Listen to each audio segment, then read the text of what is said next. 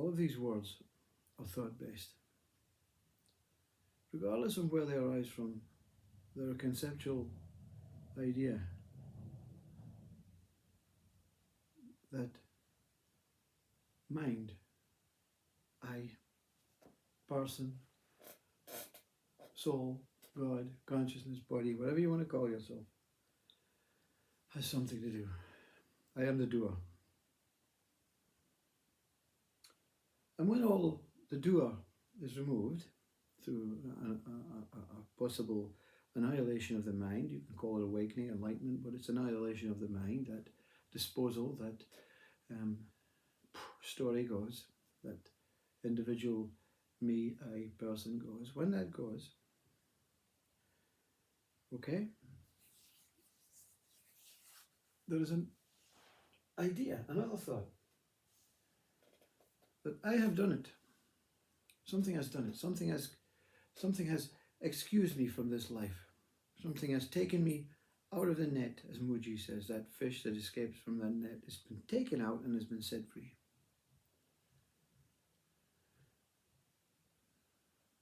And then there's reality confronting the world. There's thousands and thousands of beings and voices and memories and passing thoughts still arising. But there's no one paying attention. There's no one taking any interest. But at some point, the idea returns, the concept returns that I have to do something. Even though the doer appears to be me, appears to have returned as this body, appears to know that there's so many things that is not really important in this life. Success, money, that health, wealth is the idea that the body is okay and manipulated and maneuvering with no real effort. It's not enough, you see. It's not enough for the rest of the world. But the rest of the world really is not interested in you, in me. The rest of the world is only interested in their evolution, their evolving, their transcending, their next day, their next step. And they're still utilizing this mind to try and find something, to try and understand something, to try and discover something.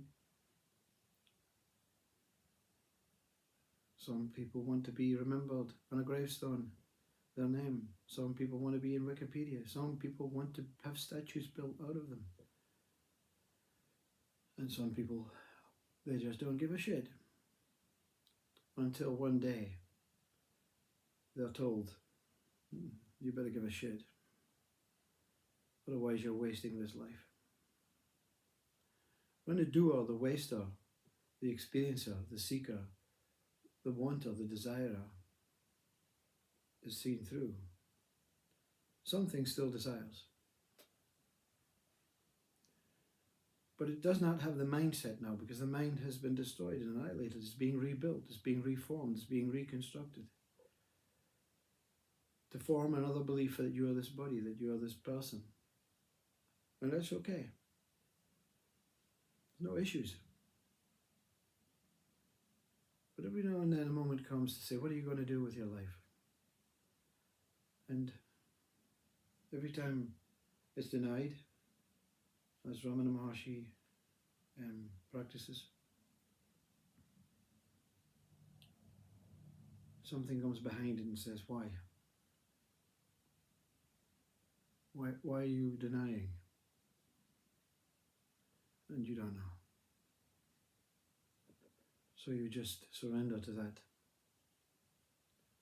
You give up to that question. I don't know. And you become lazy.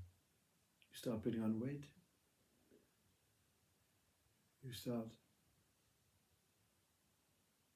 just waiting for an untimely death. that may never happen for many years, may happen tomorrow. But when there's no interest, there's no interest. You're that zero bank balance. And something inside says, please, please, please remain as this zero bank balance. And this other voice is saying, preach like Christ. Do something worthwhile to the people. Help your neighbour. Love. Paint. Be there.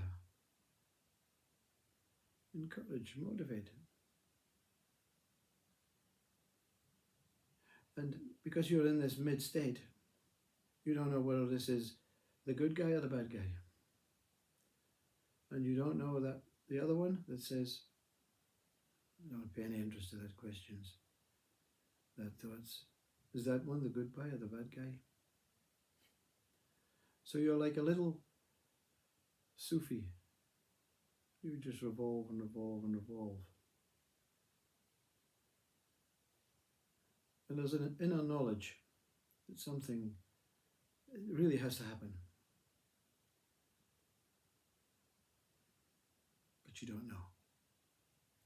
What, where, when, and to who I am that it will happen to. Will it happen to the mind, to the brain, to the body? Will it happen to the soul, the spirit, the consciousness? Will it happen? Will it ever happen? And then truth reveals its little head again and says, there's nothing happening. Nothing ever will happen.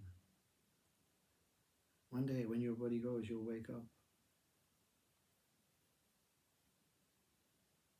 And you'll just dissolve into the blue sky.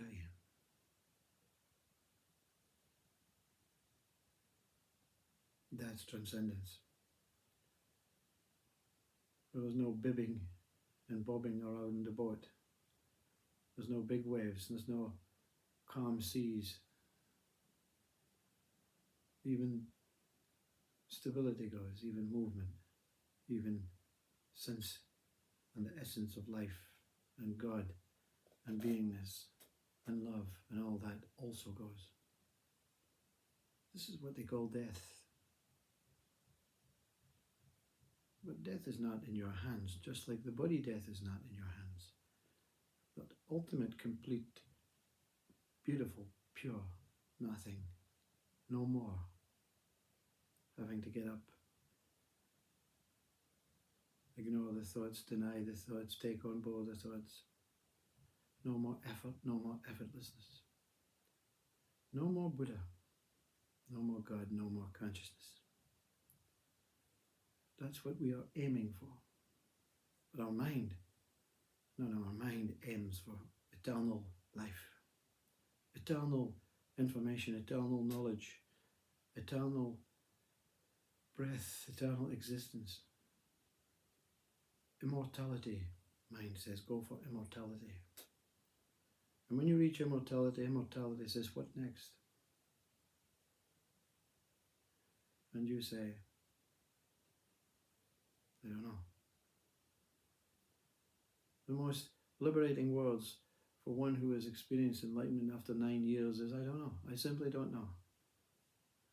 I know nothing.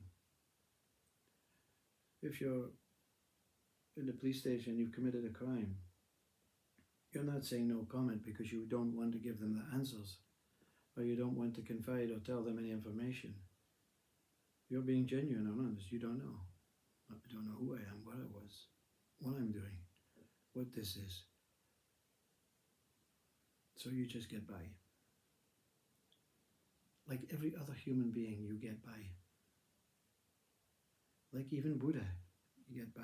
Like Christ, you get by until the cross comes. We get by. And one day breath will stop for all bodies. And what will get by then? Will God start again? you say, that was too much for my mind, too much hilarity, too much sadness, too much humour, too much anger, too much love, too much pain, too much pleasure, too much hatred, too much wars. Fuck them. I'm going.